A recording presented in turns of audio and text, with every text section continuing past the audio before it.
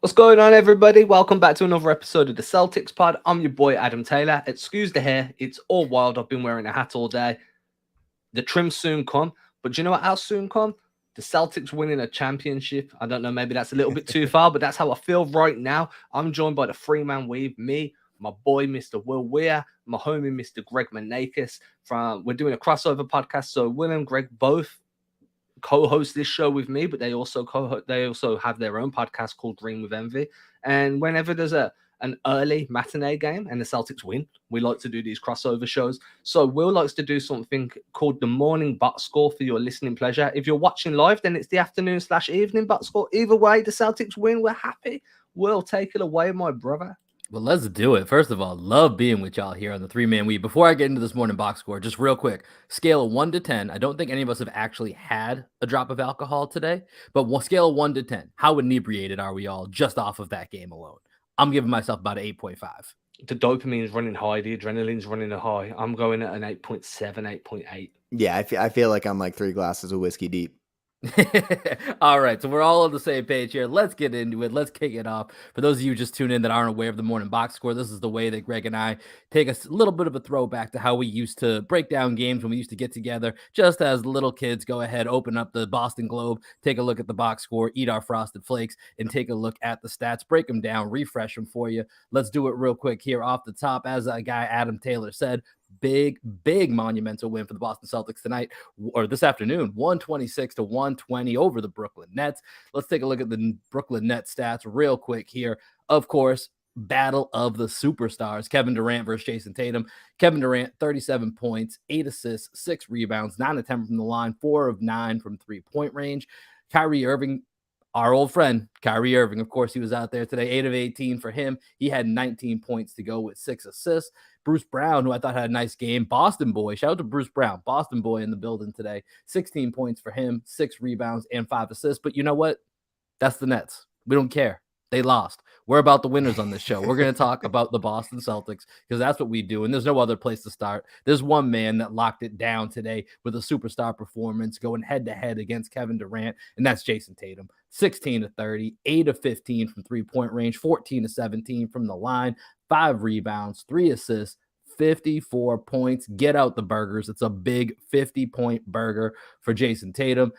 His sidekick, Jaylen Brown here, 21 points, 5 assists, 4 rebounds. He was 3 of 6, including the dagger 3 at the end of the game there. Marcus Smart here, 4 of 10 from the field. He had 14 points to go along with 9 assists. Rob Williams, somehow he's the 4th guy I'm getting to on this. He had 10 points, 8 rebounds, 2 assists, 2 steals, and 5 blocks. If you're playing fantasy basketball, I'm sure you're really going to enjoy having Rob Williams on your team with a stat line like that. Something real quick, just want to note here, Celtics got to the line 38 times tonight. I don't know if that's a season high, but that feels like it has to be in contention. Big win. Greg, kick it around here, man. I feel like I said, Rob Williams was the 4th guy I got to on this box score. And I feel like that almost feels like malpractice when a guy has 5 blocks and he's the 4th one you get to, but that's how packed this is. Take it away. Well, I was watching some people, as I'm watching the game, but also watching Twitter throughout the game, and people were kind of on JB early in the game, right? Saying like, oh, he doesn't look right. He's not, like, we need more from JB. If like it's going to be all Tatum, then like there's no way we're going to be able to contend and all this, just like typical negative stuff that we see on Twitter, even though the Celtics are playing one of their best games, most exciting games of the year. And I was just so excited to see him have his moment there at the end of the game. Where I think he had 2 threes in the 4th quarter, and he just made good decisions throughout the game. As you can see, he only had 1 turnover to 5 assists, and those 5 assist games or like multiple assist games are really starting to pile up there for JB. And then when you talk about lob, this is what I've been saying all year, bro. Like, Robert Williams that's why I call him Bobby Bitcoin, right? He raises the Celtics ceiling to a whole nother level just with his ability to affect the game on the defensive end. And then, I can let Adam go off on Jason Tatum because I know that he's ready to talk about Tatum because Tatum was a megastar. So before I jump into Tatum, because, I need to, we've had a few comments. I just want to hit everybody that's took the time to comment to us. So our boy Cody, just an absolutely fantastic game from both sides. Tatum, Durant, Irving, and Brown going toe-to-toe was incredible. I agree. I think that this was one of those games where you really had that barometer, right? You could measure how much growth Tatum and Brown have had throughout the season compared to, I know Durant wasn't 100%. He's only been back. He played the last game before this one. If that wasn't 100%, that's scary to think about what his 100% was. I mean, he was really good in the game today. I mean, maybe 100% is not the right word, but he definitely wasn't in full rhythm, right? Like, if you look at it like that. And then Irving is in and out of games, And then obviously, like I was thinking about this earlier, Post Malone should release Used to Be Friends Now We're Frenemies for Kyrie Irving in Boston. We should play that every time Irving plays in the TD Garden. So I thought that was a great comment from Cody, our boy. And I completely agree. How do you guys feel? Yeah, I mean, I'm right there. I mean, I even tweeted at one point, like, this game is making me so excited. And I think, Adam, you tweeted it as well, too. Like, this is when the game was still in the balance. Like, win or lose, to your point of this being a barometer game, like, this is us going toe-to-toe with basically the Nets at full strength. I mean, I know we'll get into the Ben Simmons piece at one point, but Ben Simmons hasn't played for any NBA team this entire season. So until that happens, he's kind of an afterthought, and I don't really want to hear too much about it. We can certainly speculate on it, but this is going toe-to-toe with, like, some of the behemoths in the league, and Kevin Durant showed up. Like, Kevin Durant was out there, like, listen, he's complimented Tatum in the past. And so watching those guys go back and forth, and I really like what the ESPN ABC crew did at one point when it was really turning into kind of Jason Tatum versus Kevin Durant. They just left the star comparison down the bottom right just for the remainder of the game and then kept updating it. I thought that was a really cool little thing that they did rather than just flash it every now and then. They're like, nope, this is basically the subplot of this game is Tatum versus KD, and I thought it was really cool. It left it up. So I agree with everything Cody said out there. That was an unbelievable game, and I'm still living off the high from it. And check out the commitment. Oh, sorry, Greg, go ahead. No, I was just going to say, I mean, Tatum, he plays up to competition. There are a couple times where you can see throughout the season he plays down to the competition, but anytime the lights are on, we know as Celtics fans that we can count on Jason Tatum to be one of the best players on the court. And I had actually texted Will during the game, and I was like, Tatum is by far the second best player on the court. Like, the third best player is not even close. And then by the end of the game, I was like, oh, Tatum's the best player on the court tonight. Like, without a question, he ended up just taking the game from Durant. Durant, he can do this in his sleep. And I think that's the difference between, you're asking, like, what's the difference between Kevin Durant and Jason Tatum? Kevin Durant can do this whenever he wants. And pretty much, like, his par is what he did tonight. He can just go off and, like, nobody can stop him. Tatum has to, like, kind of play up to this level. But as we saw, 54 points, and, like, he ties Larry Bird for most 50-point games in Celtics history already at age 24. It's just insane. But yeah, Adam, what are you going to say?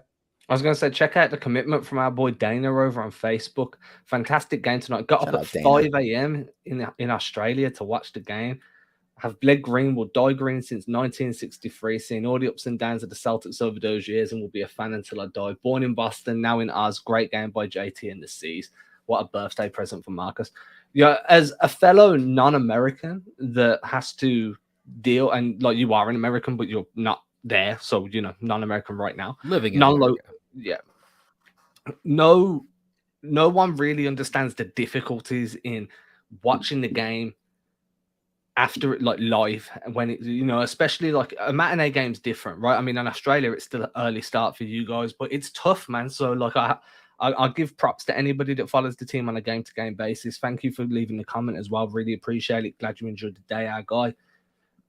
So the next thing I wanted to do is go back to talking about Jason Tatum for a moment. We'll get back to the comments shortly. There's a few more rolling in. But so for Tatum, for me, one of the first things is, as you say, he has to play up to that level at the moment. And that's a completely fair thing to say.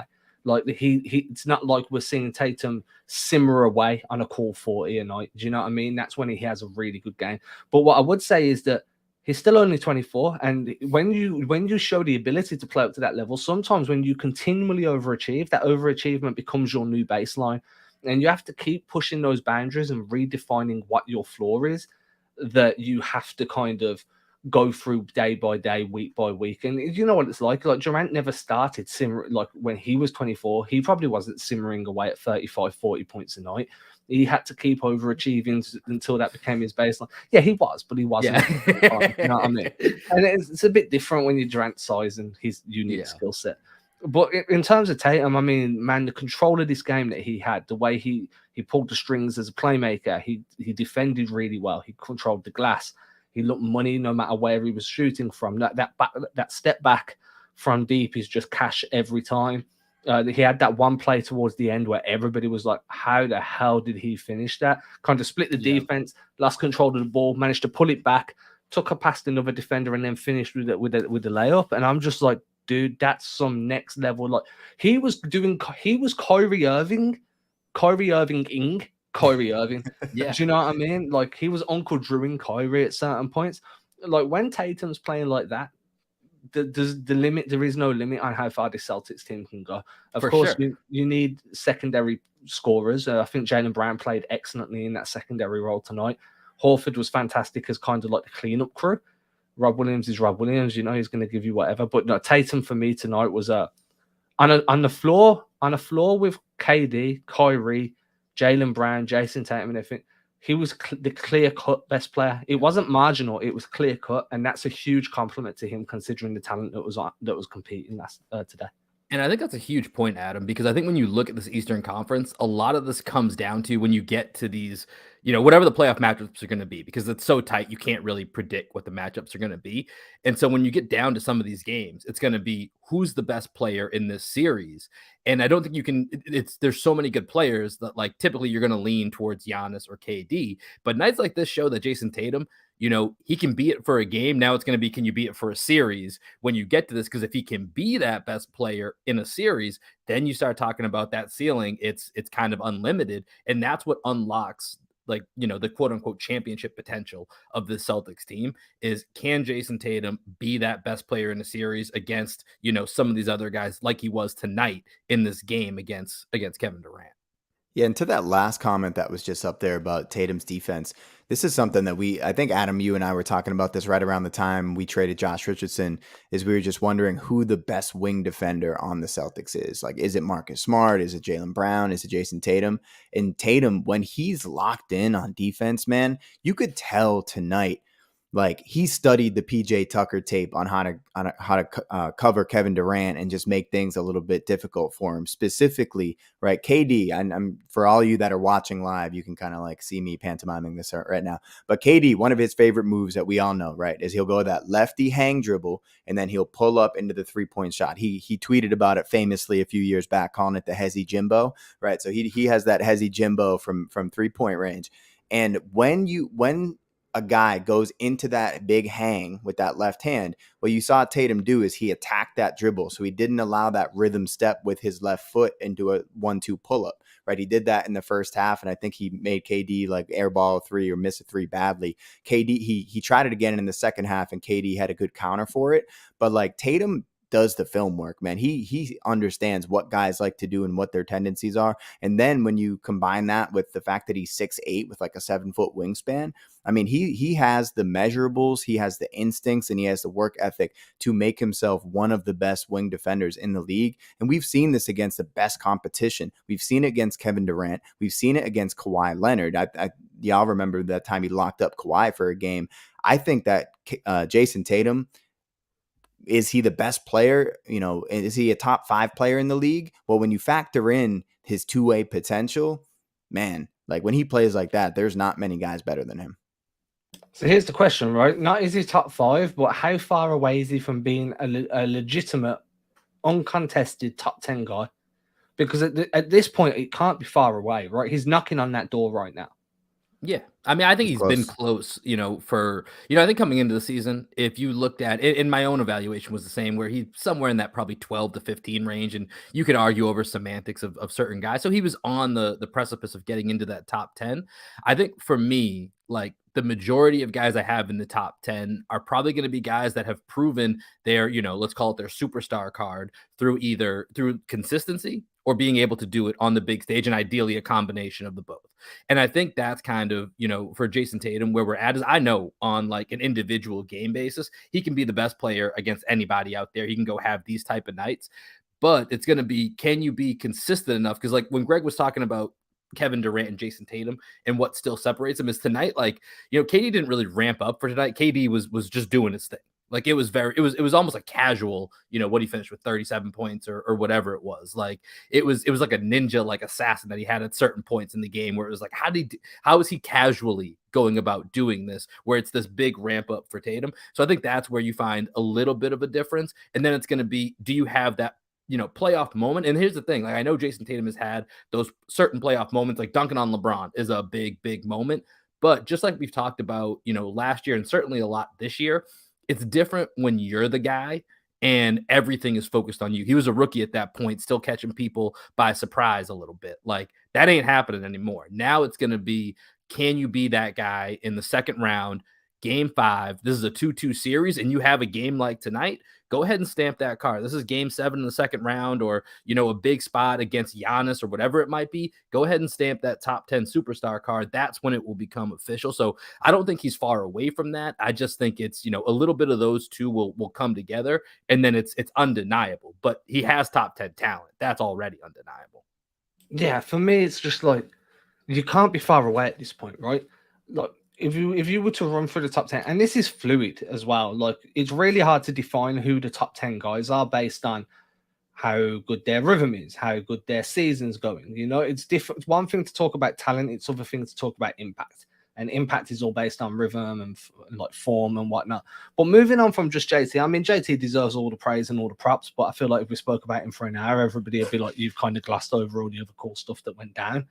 So we do need to speak about it. In terms of offense, I think the Celtics done a bunch. I know that Tatum once Tatum got going, they were feeding the hot hand, which is what you're supposed to do. You can't, no knocks there. But they were doing a lot of good stuff as well. They started off the game running a bunch of wedge screens to get Al Horford down onto the post, and then they were trying to run from the elbow, like mid-post area, trying to run a lot of sets through there, the way Udoka seems to like them set up. I thought Rob Williams' passing as well was fantastic. There was a few touch passes he had where he was just offering secondary creation around that low block. That I think Tatum was the beneficiary of most of them, but I think Smart had one too. But just the initial setup of you're going against a team that in Brooklyn that doesn't look the most confident protecting the rim. I know they've got Drummond. I know they've got Claxton. KD's long. But it felt like they were overreacting on every drive. It felt like they were collapsing onto the ball handler. They were losing their man. The ball, Celtics seemed to find open guys consistently. And I think that was a good plan. As you said, Tatum does the film work, but Udoka definitely had this scheme ready, knowing that they were going to try and take away the drive early. And that was going to leave guys open. Is there anyone that stood out to you besides Tatum, and not named Jaylen Brown, because Brown had a slow start, but then really kind of grew into that game? But is there anyone else that stood out to you that was just on offense that was absolutely solid in their role? I mean, the one guy that I was wanting to bring up just like as a question mark in this game was our new acquisition, Derrick White. How did y'all feel about how he played? I felt like he had a very understated game. I think he was at 20 minutes. If I'm looking at the box score right now, he had 20 minutes. He only took 3 shots. He was 4 for 4 from the line. No assists, no steals, no blocks. So like, I didn't really notice him on the court, but I felt like he also wasn't a negative when he was out there.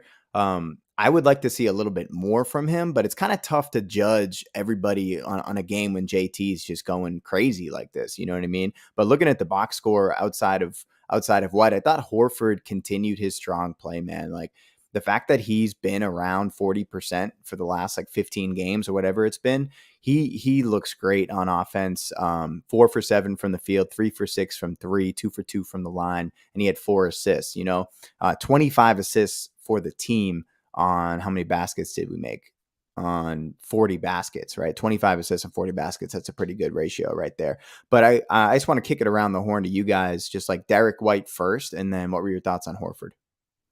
Yeah, I mean, I'll start with Derrick White. You're right. His game was definitely understated today, and I mean, here's the thing. Like you're right. I kind of had a similar thought because we have the same brain. We've been friends for 30 years, and so I kind of had the same thought at one point. I was like, man, I feel like I really haven't noticed Derrick White too much. There was a handful of times where he pushed the ball in transition, got himself to the free throw line. He shot 4 free throws, and it's one of those things where, in a way, I'm kind of okay with it because I'd rather him do this than force himself into a game where, his contribution isn't needed to be more than what it is because JT's cooking so much.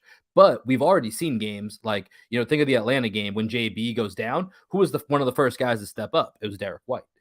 So I think having that guy in reserve where he can be, still do some things, on the low and not be a negative. I mean, he still had a +3 for the game in his 20 minutes. Like, I think that is kind of valuable, knowing when to pick your spots. So I don't think too much of it. I mean, I think if we went through like a 7-game series and this is what we got every game, that would start to be concerning. But I think when you're having, having Tatum go off like he did, JB play the way he did, Horford's dominating, down low with 5 blocks, Horford's doing his thing. Like, I'm not really too worried about it. And I actually think it could be somewhat of a positive. And then Al's on a roll, man. I think he, he's 35, but he's looking like he's 32 again, or 31, or whatever age he was last time he was here. I can't speak to it enough. He's, I think, I'm trying to remember the line Keith Smith had in his most recent article that I know we all complimented a ton, but it was saying, this is the Jays team.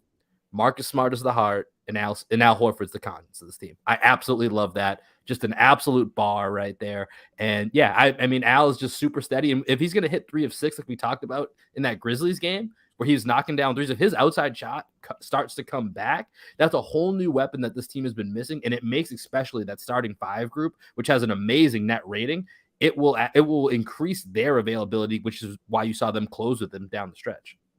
I mean, for me, like, just mentioning Horford at the moment, as a 34-year-old guy, seeing LeBron drop 56 and then seeing Horford's last few games, I'm like, yeah, I'm not old at all, man. I'm all right. Like, I've got plenty of time left to do some cool stuff.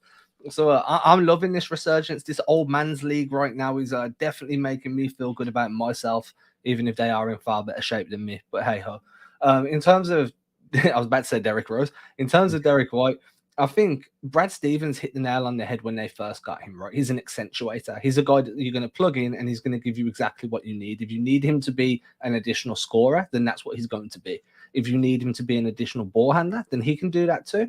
On a game like this, where you've got your guys that are already going off, they're scoring, your offense is humming along, he came in, gave you a solid defensive presence at guard, like a point of attack guy. He was comfortable as a help defender as well. And then on offense, he just did what was necessary, whether that was being the screener, whether that was just being somebody that could offer the extra pass, space the floor. Derrick White accentuated everything that was going on. So Brad Stevens really kind of hammered that word home a few times when discussing White. And I think this game is the perfect example of why that's the case, because he's slotting in with exactly what Boston needed when they needed it. And he kind of, as the flow of the game changed, his impact on the game changed. So he did go from being a defender into being more of a ball handler, into being more of a screener, and then revert back.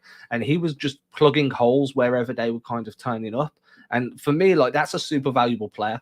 Somebody that doesn't care about getting their numbers. And we spoke about this before the season started, right? Like, selfless basketball isn't just making a pass. It's doing the stuff that doesn't show up. It's doing the stuff that gets your teammates extra shots, gets your teammates extra opportunities to drive or dribble or whatever it may be. And I think Derrick White was the perfect example of that in this game. It wasn't his best game, I think, but sometimes, when you can be impactful without showing up or catching the eye, then that's fine. If you're catching the eye and you're not really helping, then it's for bad reasons, and then we're going to have to, speak on that, because that's what we do. But I think Derrick White doesn't deserve any flowers yet today, but he definitely deserves a little bit of praise for just being that guy. And I don't know how else to describe it. Yeah, he can celebrate with the group. Yeah, it was a team win, and he played a very team-centric game. Yeah, it's the group project where he hides out in the back, but he still gets an A. He's still a part of the group, Well, he's the dude that does the work, but then everybody else takes the credit. Yeah. There you go. That's better. I was wondering also what you guys thought about White, like, not really being in the crunch time 5 of late. It seems like, I don't know if it's because Al's been so money from downtown, or if, like, we want Pritchard on the court just because he's played better and he's able to stretch the floor. But White hasn't played quite as many crunch time minutes as I kind of thought he would when we first got him, especially that first game when he was on the court. I was like, there's no way Ime is ever going to be able to take him off the court. And he, when he maxed out tonight at 20 minutes, I don't know if it was just a matchup thing or if this is something that Ime is now kind of moving away from. It's like, you know what? Derrick White is the most important guy on the team. in like right off the bench in between quarters, but not necessarily at the end of the fourth quarter. So I was just wondering what Adam's first with you. What were your thoughts on him, like just not being in the crunch time five?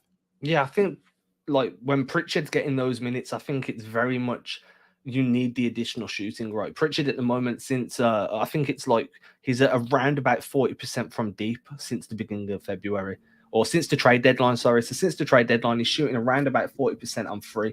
We've seen that that Pritchard, his defense has been above expected level because he's super active. He's running, he's rotating over to everybody, getting in those passing lanes.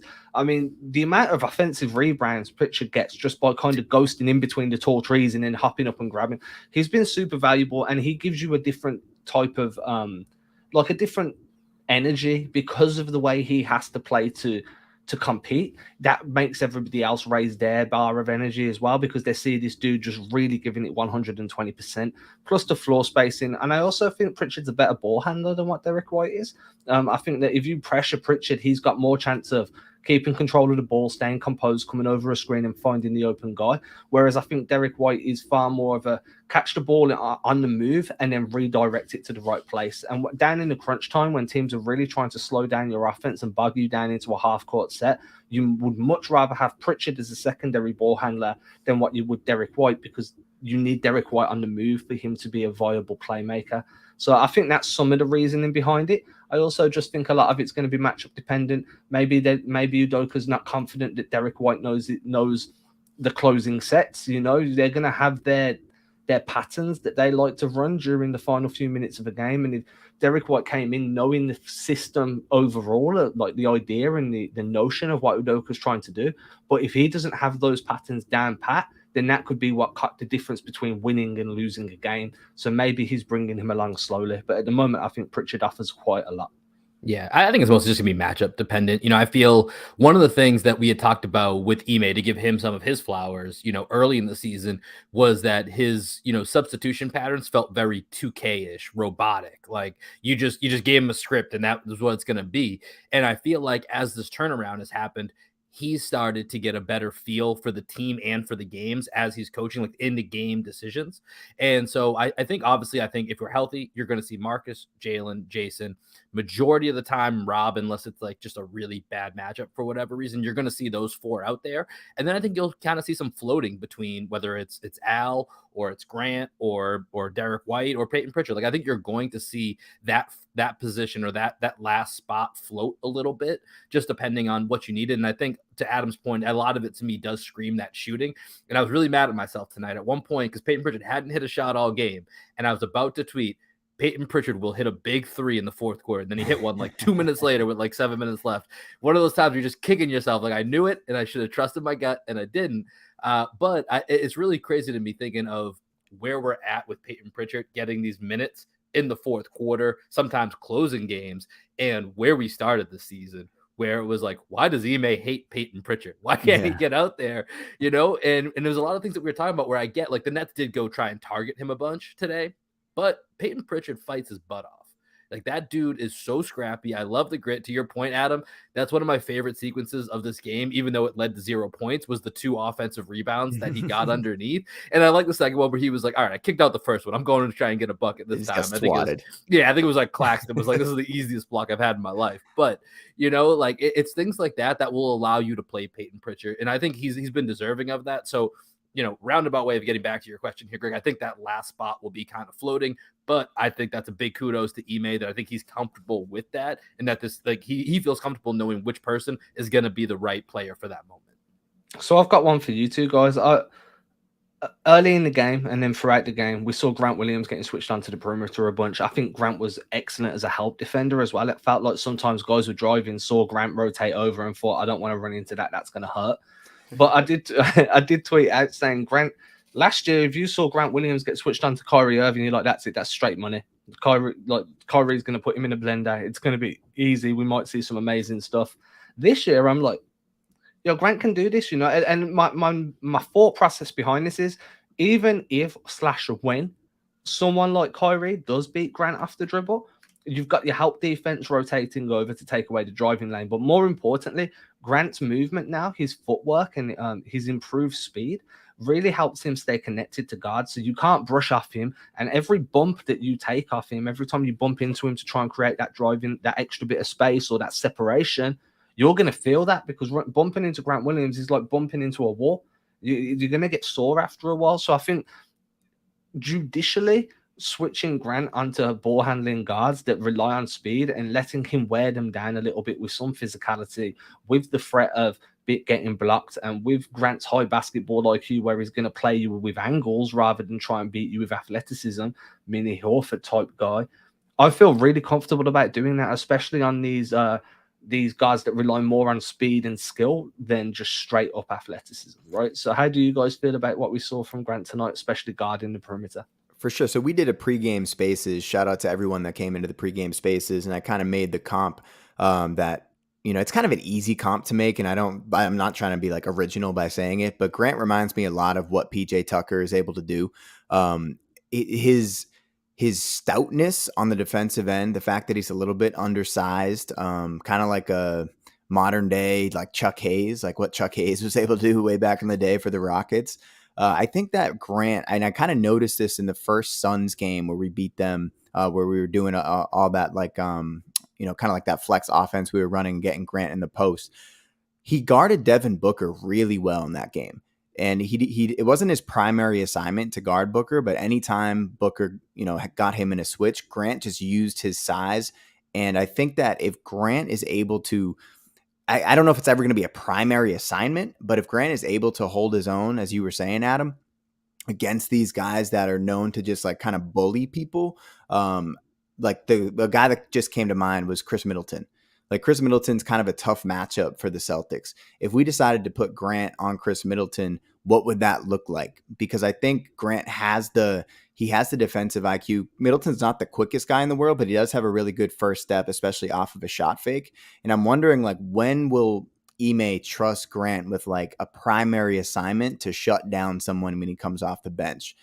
So that's kind of like the next step in what I think Grant Williams can be as a defender, is like, when will Ime start trusting him a little bit more just to go out and guard someone and shut someone down? I don't know that he's ever really going to get there, but I think that the strides that he's making when you see him getting switched onto guys like Kyrie who are impossible to guard, thinking back to the bubble when he blocked Fred VanVleet, like he's shown these different moments in which he can be a really, really effective perimeter defender. So that's kind of the next step that I see for Grant and the evolution of him as a defender. Yeah, I mean, for me, I just think, regardless if we're talking Grant Williams or, you know, we talked about Peyton Pritchard a minute ago, like the connectivity of this defense and basically everyone that you're going to put out there in the way that they kind of cover and support for each other. Like, there's not many times where I feel like, oh man, this guy's on an island and he's getting cooked. And if they do feel that, you saw that a couple times where they'll find the guy that they can leave, and they'll scram behind to go ahead and cover up what they need to, and then go run and get that double team and get the ball moving. So, you know, it's more of a team thing for me. And of course, Grant, you know, has made tremendous strides just as an individual player all around. I mean, I think for me, there's nobody that I had lesser expectations of that has gone and just completely obliterated my expectations from the start of the season till now than Grant Williams. So of course he deserves his own credit, but I think it's really the team defense that I just have full confidence in at this point, that no matter the situation, no matter the type of game, that defense in the clutch moments is going to be there, and that there's not going to be someone that you can go ahead and just say, I'm going to go pick on that. And I think if you can do that with like Peyton Pritchard today, where, you know, they felt confident enough to leave him out, and I don't think it really hurt them too many times because of that, you know, overall team defense, you can be assured of anyone on this team being able to come in and you know, and feel secure that they're not going to be stranded on an island. And I think that's the most important part, right? When you're trying to run this type of defense, is you need. It's okay. Somebody just started to spam the comments. Little spam in the comments. Little spam. Let them do what they're doing. No, for me, I think that you definitely need that type of toughness in terms of how deep your defense is. How many guys can you really rely on that are going to give you high productivity on defense, high communication, high rotation, like switchability. And I think that's why we've seen Udoka kind of stick to the 8-9 man rotation, because he trusts these guys as defensive pieces first. Offense will figure itself out because your defense, like when you go defense to offense, maybe that's getting a stop, maybe that's forcing a turnover, maybe it's getting a run out, or maybe it's just forcing teams to miss more than they score. But when you've got those defensive pieces, you can really feel comfortable that your offense is kind of going to turn up in one way or another. You're going to get points on the board. I like the Chris Middleton thing you brought up as well, Greg. Like for me, I think one of the most elite aspects of Chris Middleton's game is and I don't know how else to put this, but he's an elite spot finder. Do you know? Does that make sense? Yeah, he gets to his spots whenever he wants. Exceptional, and he's not quick, like you mentioned. He's not a crazy athlete either, but he finds a way to get there. Yeah, and he creates spots as well, like with his movement, with the way he kind of utilizes screens. Like he'll hover just above them, and then bang, he'll step out straight as the ball's on the way. And I think that's really difficult to defend. Period. Because he makes decisions on which side of a screen he's going to jump to in a split second. The ball's already swinging that way anyway, so you've got to get out, get set, and defend. But Grant Williams is one of those guys that reads the game really well. I just don't know if he has the lateral quickness to be able to close that distance quick enough to contest the shot, or more importantly, make them feel the shot. Because that's the important thing with a contest, right? You can put your hand in a guy's face, but if he doesn't feel the pressure, then you might as well not have had your hand in his face. All you've done is like mess up his vision. And these dudes jump like 25,000 feet high. So it's you know what with Grant, right? Like one of the things that he's really, really good at doing is that initial read when someone just tries to beat him to one side, right? It's like a rip through and drive hard to my right. He's really good at just sliding for like 2 steps. And then he's good at the next like step he has to take, changing directions. So if you go 2 dribbles to your right and you come back to your left and you try and step back on him, Grant's going to be able to contest. And that's really kind of all you need for him to do, is to guard for those like 2 seconds, like really hard. It's like when he goes to the third movement, like if Kyrie's going to go that like step back, up fake, go back to your right hand, maybe that's when Grant gets beat. But that's why I think he could be really interesting against a guy like Middleton, who doesn't really do too much of that. Like so much of what he does is very efficient. Another guy that comes to mind is DeRozan. Like DeRozan to me is Middleton, like, you know, the next level of what Chris Middleton actually is. Okay, yeah, go ahead and give your wife a shout out. Really. Yeah, she needs a shout out, man. I got my Thanos cup. Yeah, look at that. I got me a hot chocolate with some cocoa with some squirty cream, some marshmallows, some dark chocolate flakes, some white chocolate stars. Yo, this is bomb. Hold on. We have to address something that you just said, because I want to. Did you say squirty cream? Oh, whipped cream. Oh, okay, whipped cream. You said squirty cream, and I was like, I have to ask more about what this vernacular, you know what I mean? So I just say what I hear on TV the most, like some Cool Whip. But like you're saying squirty cream. I was like, Adam, like it's supposed to be a clean, family-friendly show. Like, no, I don't know the vernacular sometimes, dude. But I'm just saying, look at the fan. Look good. I wanted to give her a shout out, man. She just came up. That's why I turned the camera off for a hot second. So I just wanted everyone to know that she's dope. Well, hey, real quick. So you guys have both asked kind of questions to go around the horn. I have a question for you guys, so we can go around the horn here. And Adam, I'll let you sip your cocoa. So I'll let Greg answer this first here. Yeah, it's far too hot right now. Yeah, you gotta blow on that a little bit. What's your favorite play from tonight? Because I feel like, you know, one of the things that's so great about doing a live reaction like this is that, like we talked about, we're hyped up. It's an awesome game. We're riding high, but there's so many moments, and we haven't had a chance to go back and rewatch the tape. So I just want to know, like, what sticks out to you in the moment? What sticks out to you as your favorite play or sequence from the game that just happened? We'll start with you, Greg. I just like down the stretch their crunch time offense, which I think is going to happen a lot in playoff games, especially against a team like the Nets, who are going to need to have people that are defensive liabilities on the court. The 1-3 pick and roll that they were running at the top to get the switch and get Tatum on Seth Curry or get Tatum on Kyrie Irving. As Adam gets whipped cream in his beard. I couldn't help it. I tried to keep it together, but it was too good. Oh my God. But yeah, I just think that adjustment that they were making and Tatum's physicality to get the switch, like, you know, we talk about Chris Middleton being a good spot finder. Sometimes being a good spot finder is like fighting for that initial position and then like getting to your spot and owning your space on the court. And the fact that that's what the Celtics went to down the stretch, and the Nets ended up double teaming it, but then Tatum made the right play out of it. And I think especially if we get teams in the bonus early like we were tonight, and Tatum can just like be super physical with those shoulders and fight for space at the top of the key and those 1-3 switches or 2-3 switches, whatever it is, that's what stands out to me, is that the Celtics have a playoff ready offense and Tatum is a playoff ready player. And for sure, Landon Lakes, I agree, that bull drive to the rim was the best play. And I think that was my favorite play, right? The one that I spoke about earlier where he lost the handle a little bit, split the two, pulled it back.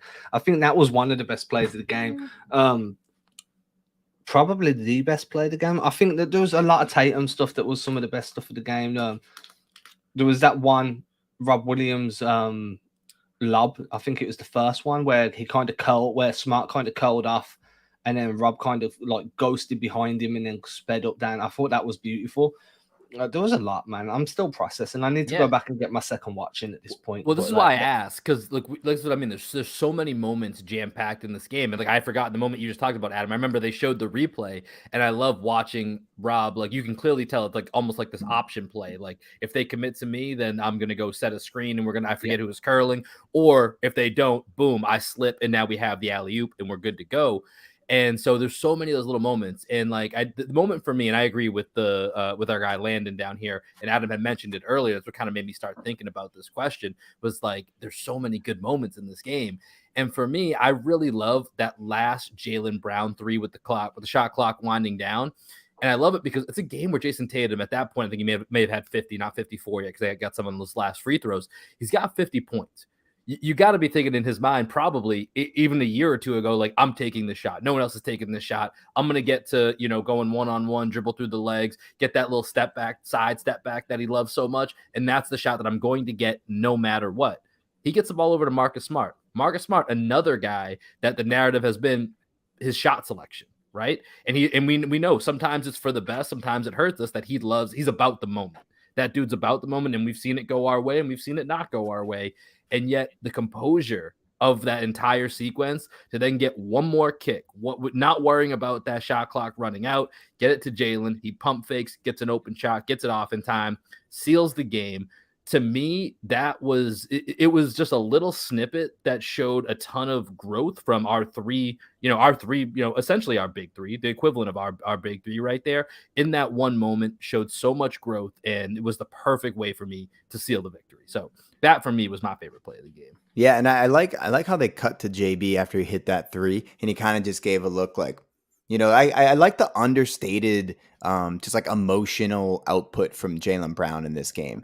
Like, I think that's why a lot of people were just like, where's JB tonight? He's like disappearing in this game. He's not really making an impact. And I didn't really see it that way. I saw Jaylen play one of his most like controlled, measured games. And maybe it's because he was like understanding maybe his ankle's not 100%, so he's kind of got to like tone it down a little bit, and maybe so much of his mental focus was on like making sure that he didn't think about how much his ankle actually hurt him. But like he did seem very locked into the game tonight and very controlled.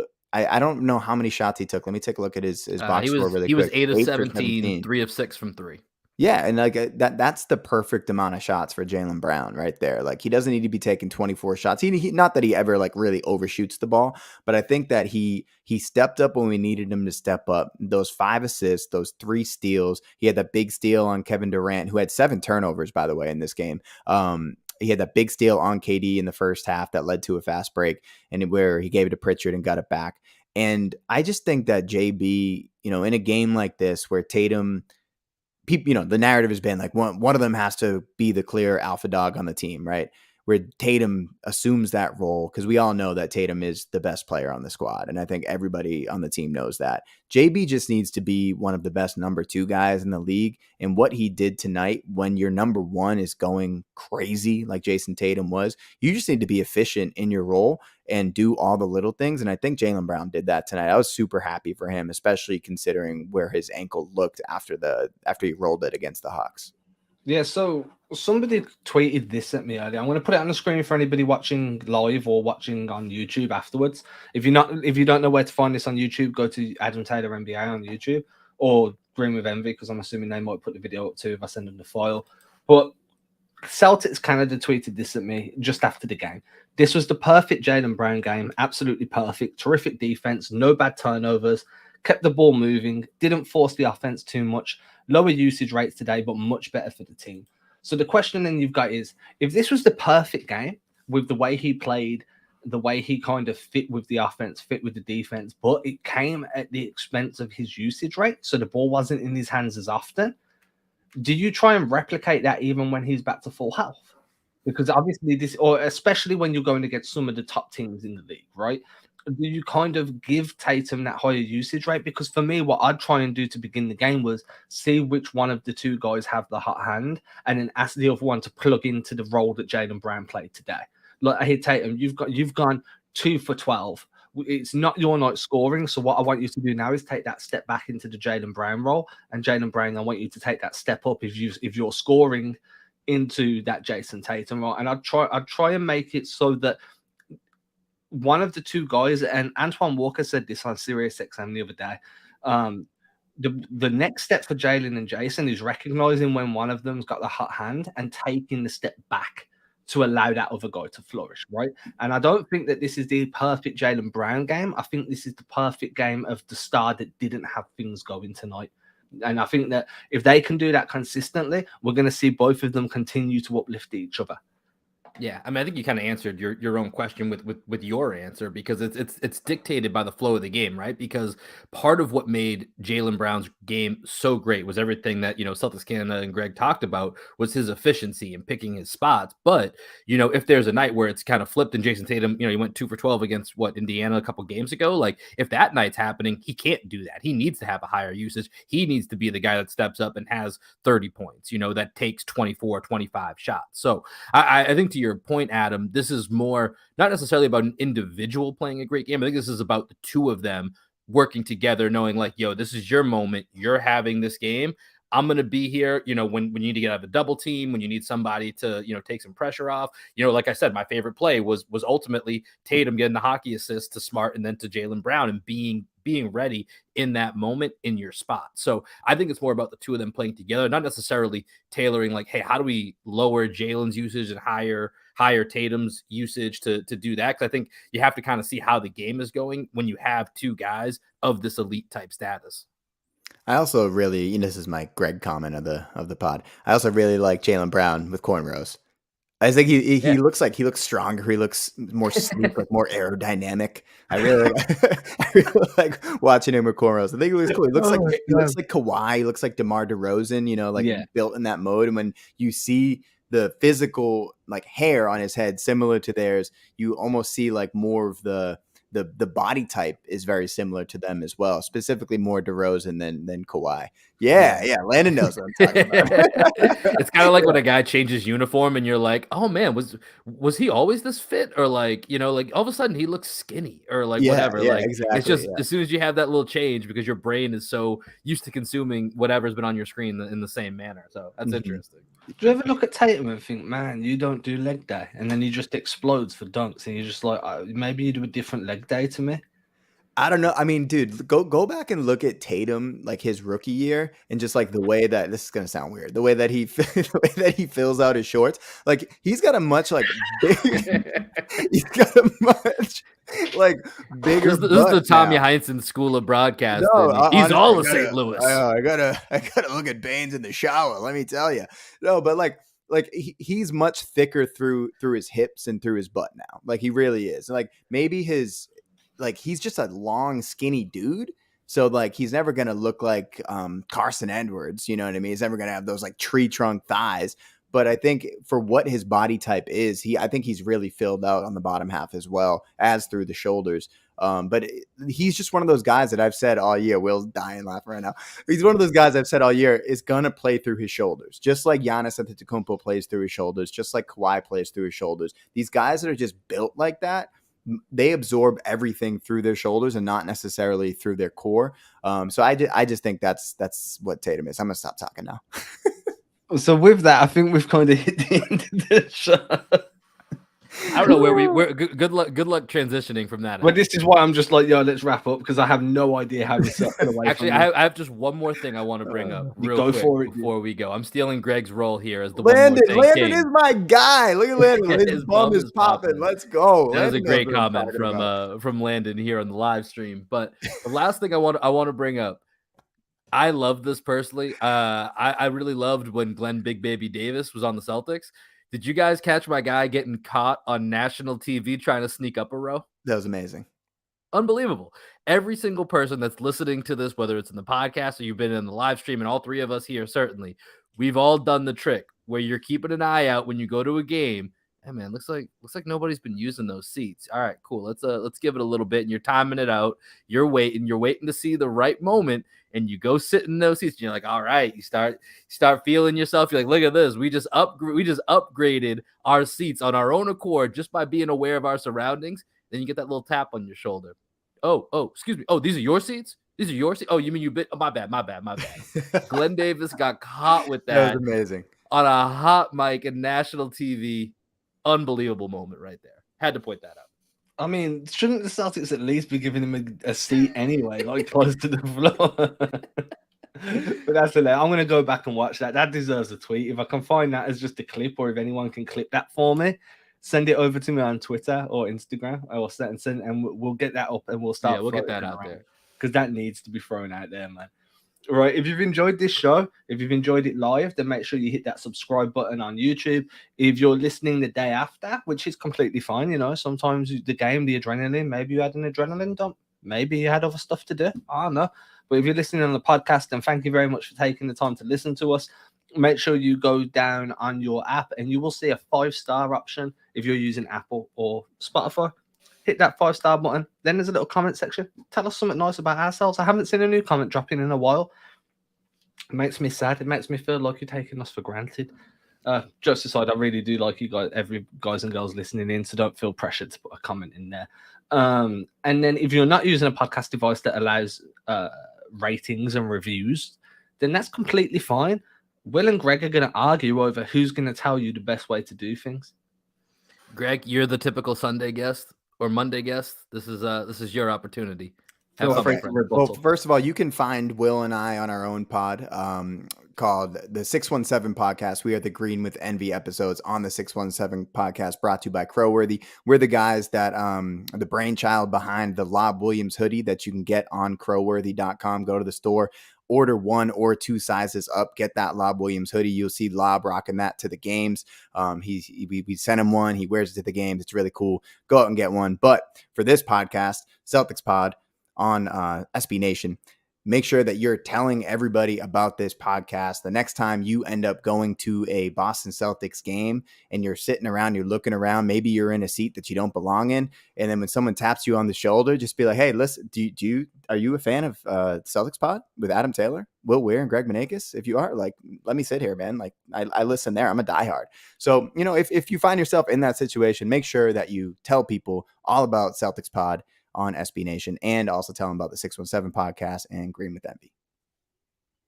Also tell them, hey man, if Big Baby Davis can do it, I can definitely do it. You know what I mean? Right, everybody, thanks for tuning in live. Thanks for listening whenever you tune into this podcast. We super appreciate it. The show's growing massively at the moment, so thank you, everyone. You're definitely doing that word of mouth stuff. Super appreciated, and we'll catch you again later in the week. Make sure if you like this as well, make sure to go check out Will and Greg's other show because they be doing their thing over there too. Everybody have a good one. Stay safe. Drive safely. Thank you and good night. Peace.